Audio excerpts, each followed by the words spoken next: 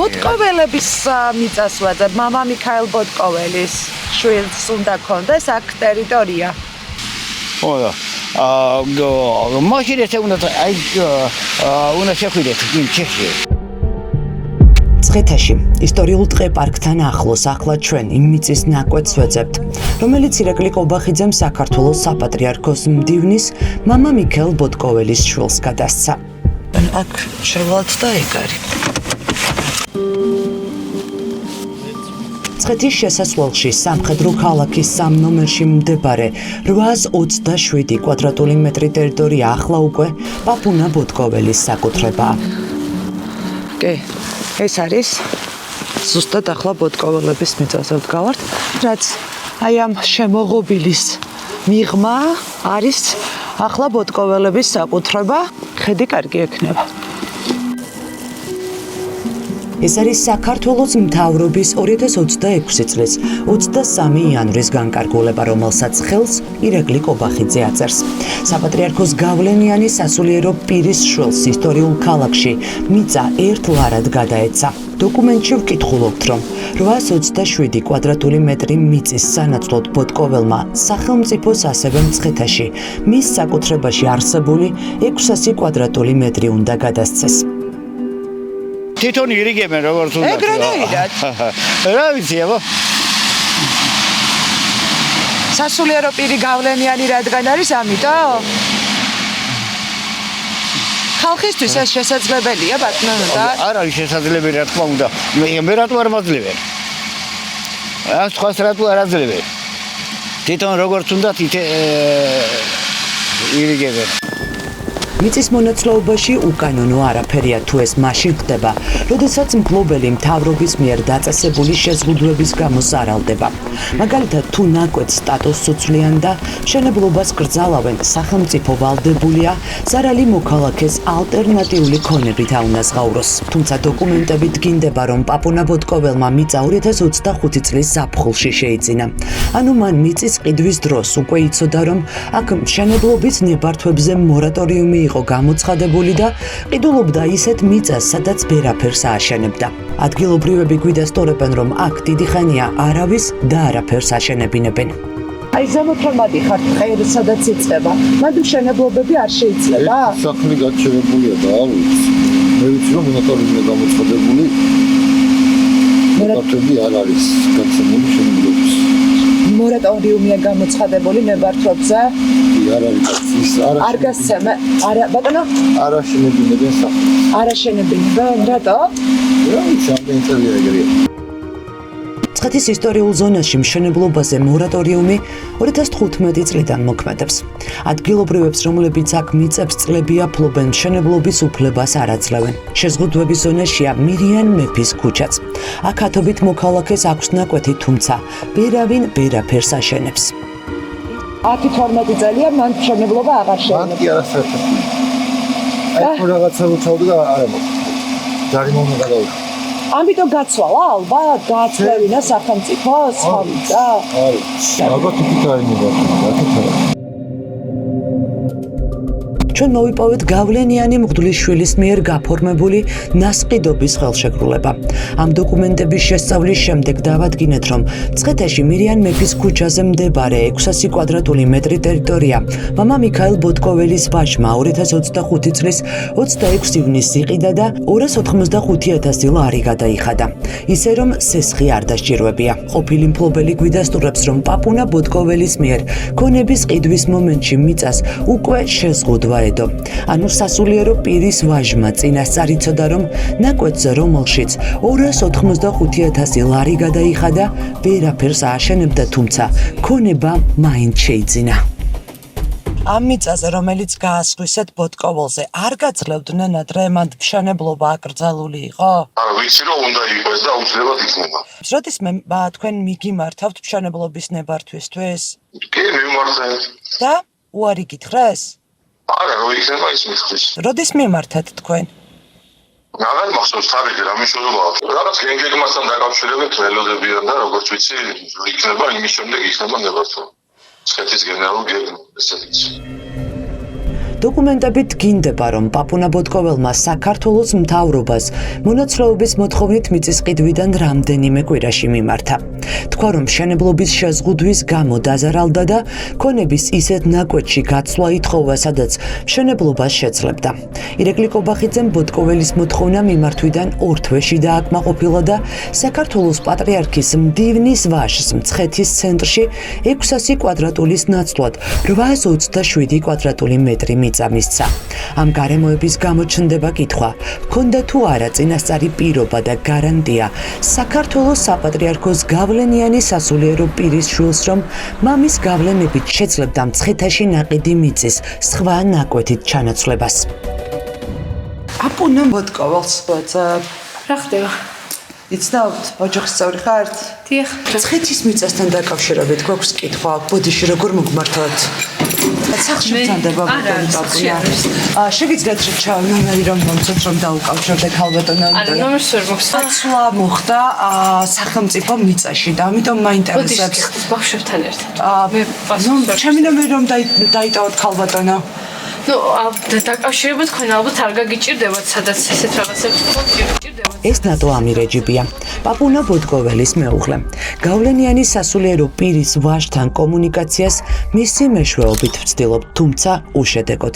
რის საფუძველზე მიიჩნიეს ბოტკოველი დაზარალებულ მოქალაქედ, როდესაც მან შეზღუდვის შესახებ მიწის ყიდვის დღესვე იცოდა და რატომ აღმოჩნდა ქართული ოცნების მთავრობა გულუხვის საპატრიარქოს მდივნის ოჯახის მიმართ. რადგან შვილი არ გვპასუხობს, კითხვებით მამა მიქაელ ბოტკოველს ურეკავთ. ვინ გითხრათ რომ იყიდა? არ უყიდია? არ ვიცი, ნასწრდობის ხელშეკრულება? დიახ, შესაბამისად. მე არ ვარ დეტალებში გარკვეული და ვერ გეტყვი. არა, და შეიძინა და შემდეგ რა მოხდა? არ იცოდა რომ მშენებლობის ნებართვის არ მქონიან მიწას ყიდულობდა? წინასწარ იცოდა რომ გაუცვლიდა მთავრობა ამ მიწას? უფრო დიდ მიწაში? უფრო დიდში გაუცვალეს? დიახ, 600 კვადრატულის ნაცვლად 827 კვადრატული. შეზღუდვა დადებული მიწა.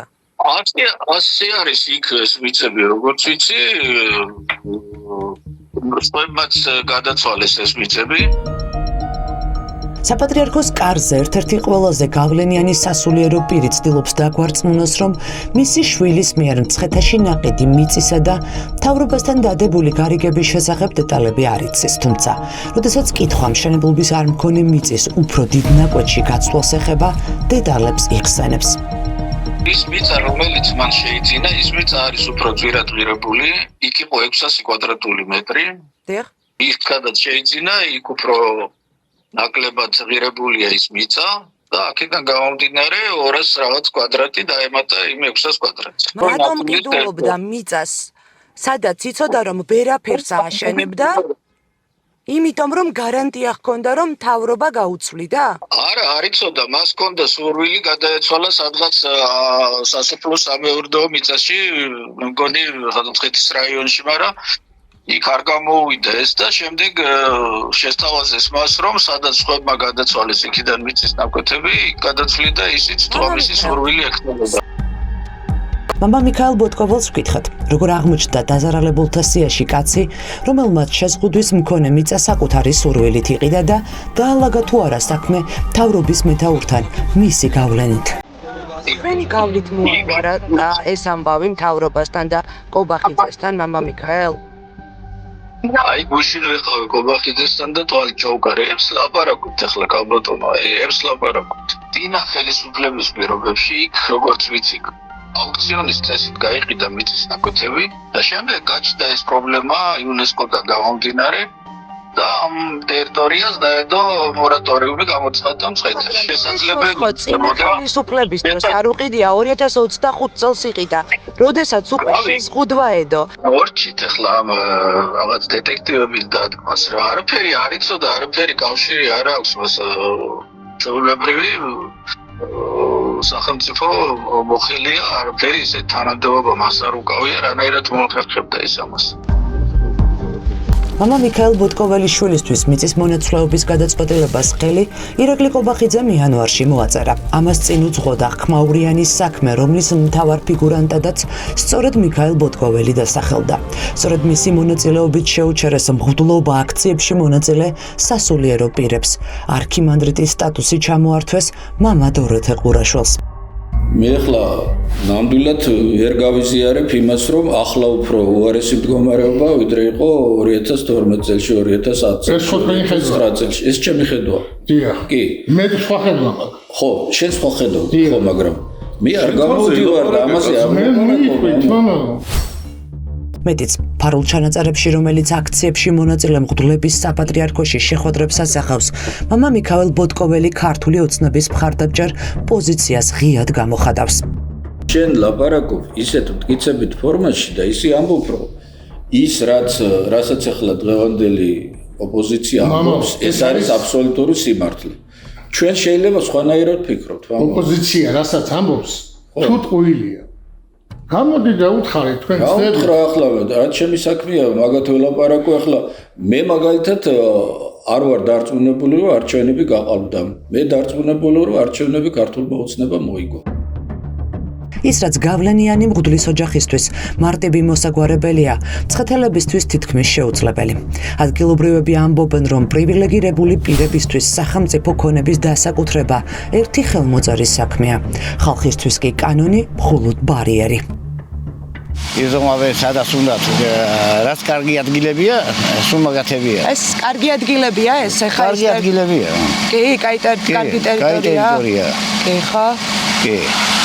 ესე მარტივია აქ სახელმწიფოს მიწის ყიდვა? მაგათთვის მარტივია და ჩვენთვის არა. ჩვენთვის არის შეუძლებელი და მაგათთვის ყველაფერი შეიძლება. ვაი, ამათი ეს ხმილაშამათი. მიქაელ ბოტკოველის ვაჟისთვის მიწის მონაცვლეობის საკითხის მოგვარება და 600 კვადრატულის ნაცვლად 827 კვადრატული მეტრი ტერიტორიის გადაცემა ირაკლი ყობახიძემ ქონების ეროვნულ სააგენტოს დაავალა. ყობახიძის ბრძანება უსიტყვოდ შესრულდა. 11 თებერვალს მცხეთაში სამხედრო ქალაქის 3 ნომერში მდებარე მიწის ნაკვეთი პაპუნა ბოტკოველზე გადაფორმდა. რატომ მიიჩნიეს დაზარალებულად კაცი, რომელმაც მშენებლობის შეზღუდვის მქონე მიწა საკუთარი სურვილით იყიდა. ქონების ეროვნული სააგენტოს პასუხისმგებელი პირები შაბათის ეთერის კამერას ემალებიან. სახელმწიფო ქონების მარჩი სააგენტო მართავს სახელმწიფო ქონებას საქართველოს მასშტაბით და კონკრეტულად ვისი რომელი თემა არის და ვინ კურატორობს ესე ზეპირად ვერ გეტყვი. ვინ მიიღო გადაწყვეტილება ბოტკოველის მიწის მონაცვლეობის შესახებ? გავარკვევ ამ საკითხს და დაგიბრუნდები.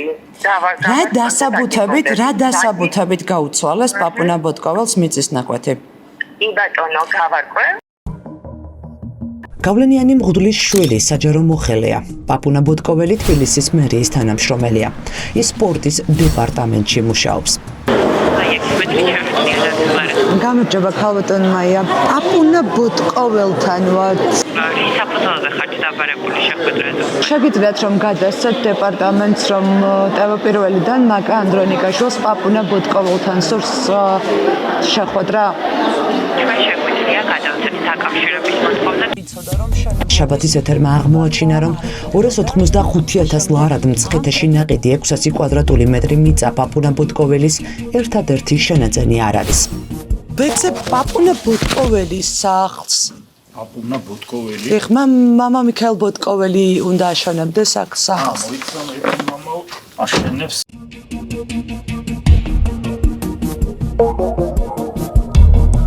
ქარსელოძის ქუჩის პირველ შესახვევში მდებარე სამსართულიანი საცხოვრებელი სახლი დიდი შუშის ვიტრაჟებით ბოტკოველის საკუთრებაა. 510 კვადრატული მეტრი მიწა ქარსელოძის 9 ნომერში მის სახელზე 2016 წელს გაფორმდა. მშენებლობა დასრულებულია და დარჩენილია მხოლოდ რემონტი. ბოტკოველს ეკუთვნის სახლი გურამიშვილის გამზერზე, მიწები ნატანებსა და იყალთოში, ავტოფარეხი კრწანისის ქუჩის 14 ნომერში, ახლა დაშენებულ იმ კორპუსში, სადაც ოჯახთან ერთად ცხოვრობს. მის კუთვნილებაში არსებულ არც ერთ ქონებას იპოთეკა არ ადევს, რაც იმას ნიშნავს, რომ უძრავი ქონება ბოტკოველს სესხით არ უყიდია. მის სახელზეა ლექსუსი S300H და Toyota RAV4. სასულიერო პირს ვკითხეთ, როგორ დააგროვა მისმა 35 წლის ვაჟმა დიდძალი ქონება. ბევრი ქონება დაუგროვებია მამა მიქაელ თქვენ შვილს. არც ერთ იპოთეკა არ ადევს.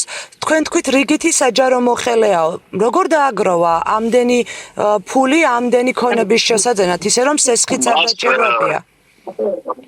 მე მის ფინანსურ საქმიანობას ნაკლებად ვიცნობ, მას ყავს ძალიან შეძლებული მეუღლე, მისი მამა არის ღვინით ქარხნის მეპატრონე, ისინი ერთად აგვარებენ ამ საკითხებს. თქვენ ამბობთ, რომ მთელი ამ ქონების დასაგროვებელი ფული სიმამრმა მისცა? დიახ, ისინი ერთად აკეთებენ ამ საქმეებს, ის ეხმარება თავის იმავს აი ამ ბიზნესის მართვას. პაპუნა ბოტკოველი კრწანისის ქუჩაზე მდებარე ამ ელიტურ კორპუსში სიდიდრის სახელზე გაფორმებულ 159 კვადრატული მეტრი ფართობის სახლში ცხოვრობს. მის სიმამრს ღვინის ბიზნესი მართლაც აქვს. მამა მიქაელ ბოტკოველი გვიმტკიცებს, რომ მისი ქონება ცოლის შეძლებული ოჯახის დამსახურებაა. ის სიმამრს ბიზნეს საქმიანობაში ეხმარება, სიმამრი კი ქონების შეძენაში. თავად პაპუნა ბოტკოველის ქონებრივი დეკლარაცია საჯარო არ არის. ჩვენთვის შეუძლებელია იმის დადგენა, ადეკლარირებს თუ არა საჯარო მოხელეს შემოსავალს, რომელსაც სიმამრის ბიზნესში მუშაობით იღებს.